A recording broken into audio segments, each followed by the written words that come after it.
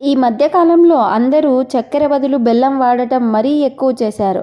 బెల్లం ఆర్గానిక్ పద్ధతిలో తయారు చేయడం ఇందుకు ఒక రీజన్ అయితే, చక్కెర చాలా కెమికల్స్ యూజ్ చేసి తయారు చేస్తున్నారు.